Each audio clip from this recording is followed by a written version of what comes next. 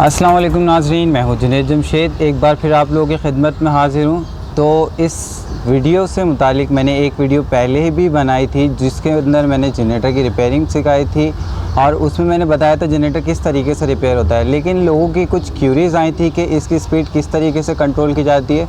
तो इसकी speed governor gear के थ्रू कंट्रोल होती है। वो किस तरीके से कंट्रोल होती है आज मैं आपको बताऊँगा।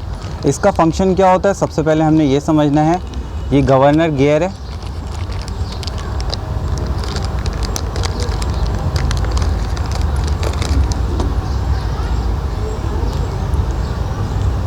तो ये इसके अंदर गवर्नर गियर है जिससे स्पीड कंट्रोल होती है जनरेटर की।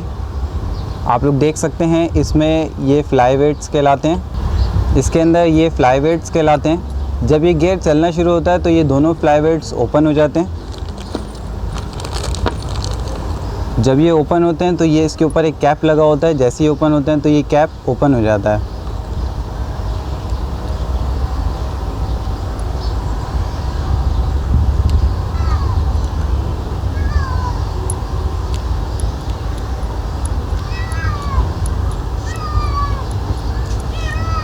इसको बॉडी में होल्ड करने के लिए ये एक शाफ्ट होती है, एक रॉड होती है।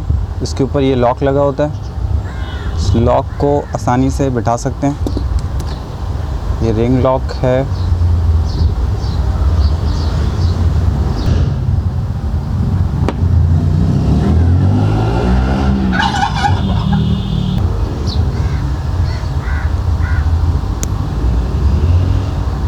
तो ये अपनी पोजीशन पे बैठ गया रिंग लॉक। ये दो वॉशर हैं। ये दोनों वॉशर इसकी फिक्सिंग में लगते हैं। तो एक वॉशर इसके टॉप पे लगता है गियर के और एक वॉशर इसके बॉटम में लगता है।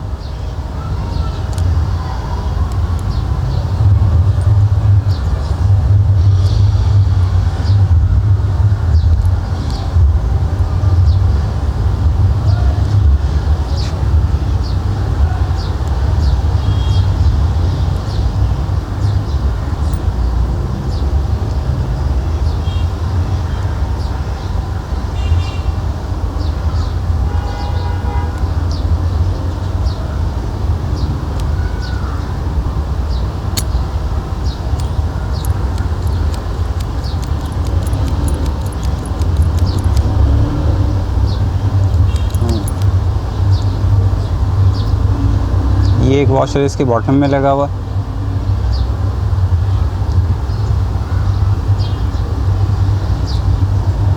और ये इस तरीके से फंक्शन करती है। जब ये गवर्नर गियर स्पीड से घूमता है, टर्न करता है, रोटेट करता है तो ये जो फ्लाई वेट्स हैं ये ओपन हो जाते हैं। जैसे ये ओपन होते हैं ये कैप जो है ये ऊपर आ जाता है।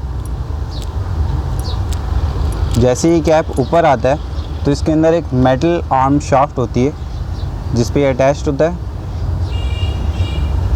उसके ऊपर एक मेटल आर्म होता है, गवर्नर आर्म होता है।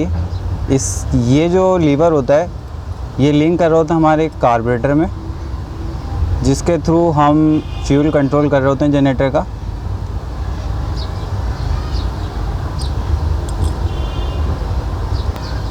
तो आइए आज मैं इस गवर्नर गियर को लगा के बताता हूँ ये किस तरीके से लगती है।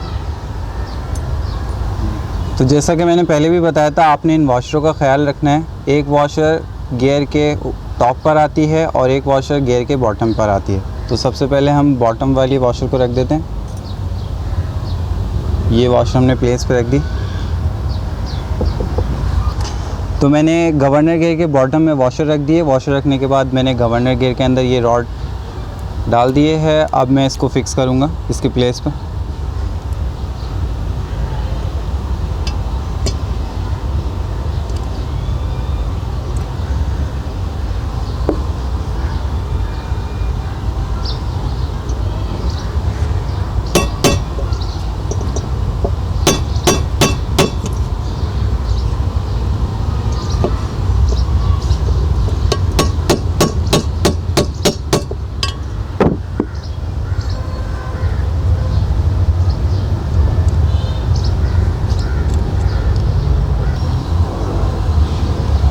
तो गवर्नर गियर को रॉड से फिक्स करने के बाद हमने इसमें वॉशर रखना है।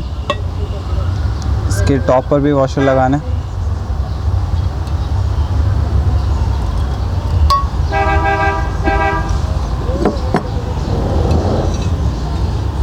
वॉशर लगाने के बाद इसका हेड इसकी जगह पे प्लेस कर देना है रॉड के ऊपर। तो ये हमारा गवर्नर गियर लग गया है।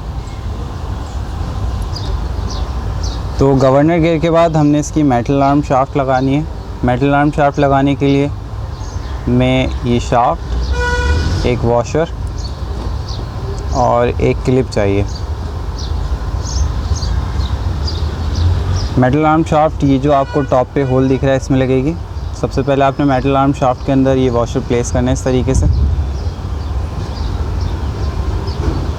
उसके बाद इसको इसकी प्लेस के ऊपर बैठा देना है।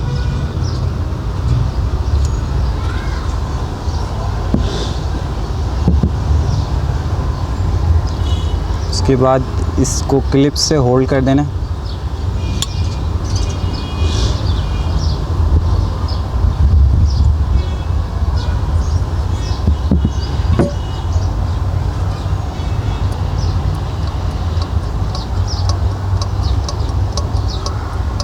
तो ये फंक्शन होता है गवर्नर गियर का। जब ये गवर्नर गियर चलता है तो ये जो हेड है इसका, ये हेड हमारी मेटल आर्म शाफ्ट को पुश करता है। तो जब मेटल आर्म शाफ्ट मूव करती है तो हमारे कार्बोरेटर का फ्यूल कंट्रोल होता है, कम और ज़्यादा होता है अकॉर्डिंग टू हमारी गवर्नर गियर, जिसकी वजह से जनरेटर की जो स्पीड है वो कम और तेज़ होती है। तो मेटल आर्म शाफ्ट लगाने के बाद हमने इसके ऊपर मेटल आर्म लगाना है जो लिंक करेगा हमारे कार्बोरेटर को। तो ये कहलाता है इसका गवर्नर आर्म। ये हमारी मेटल आर्म शाफ्ट के ऊपर फिक्स हो जाता है इस तरीके से। उसके बाद इसको हम स्पैनर से टाइट कर लेंगे।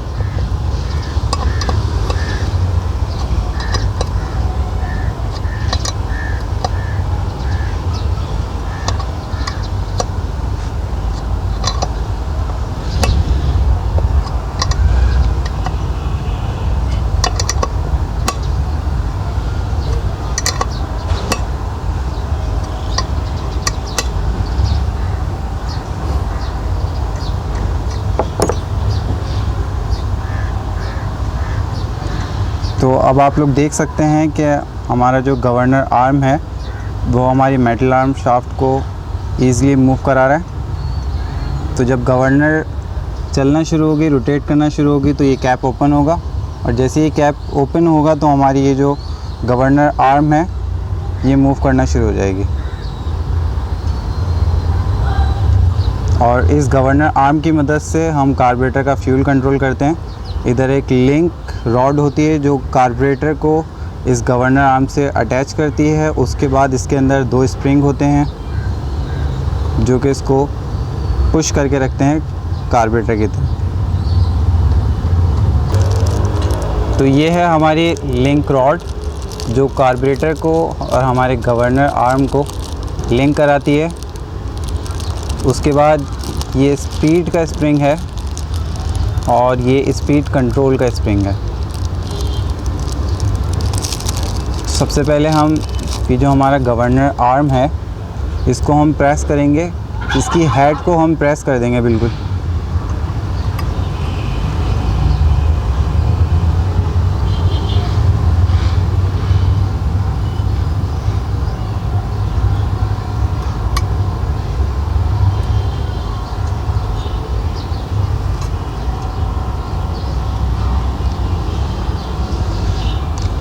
अब मैंने इसको बिल्कुल प्रेस कर दिया है, ये हेड बिल्कुल फिक्स हो गई, ये कहीं भी मूव नहीं करेगी। अब मैं इंजन को बंद करूँगा इत्मीनान से।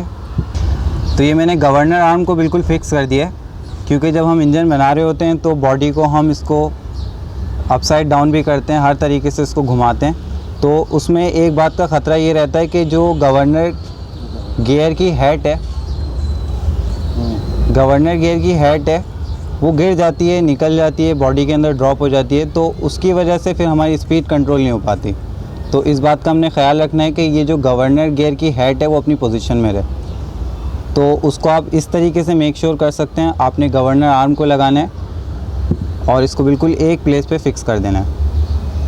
तो अब आप बेफिक्र हैं कि आपकी गवर्नर गियर की हेड जो है वो ड्रॉप नहीं होगी, ये अपनी प्लेस में रहेगी। तो नाज़रीन, आज हमने आपको गवर्नर गियर लगाने का तरीका बताया। ये बहुत ही आसान तरीका है। जो लोग हमसे क्यूरी कर रहे थे, पूछ रहे थे कि ये किस तरीके से लगाई जाती है, तो ये बहुत ही आसान स्टेप में लग जाती है जिस तरीके से मैंने आपको बताया।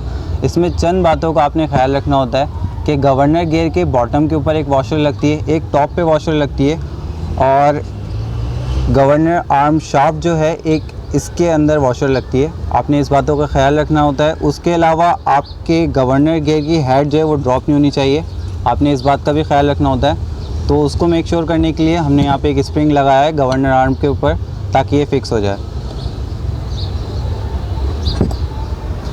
तो ये था आसान सा तरीका एक गवर्नर गियर को फ़िक्स करने का। तो नेक्स्ट वीडियो में मैं आपको बताऊंगा कि जनरेटर को कंप्लीट असेंबल किस तरीके से किया जाता है। आज की वीडियो में मैंने आपको बताया कि गवर्नर की गियर को आप किस तरीके से फ़िक्स कर सकते हैं, जनरेटर की गवर्नर गियर को किस तरीके से आप फ़िक्स कर सकते हैं। अगली वीडियो तक मुझे इजाज़त दीजिए। अल्लाह हाफ़िज़।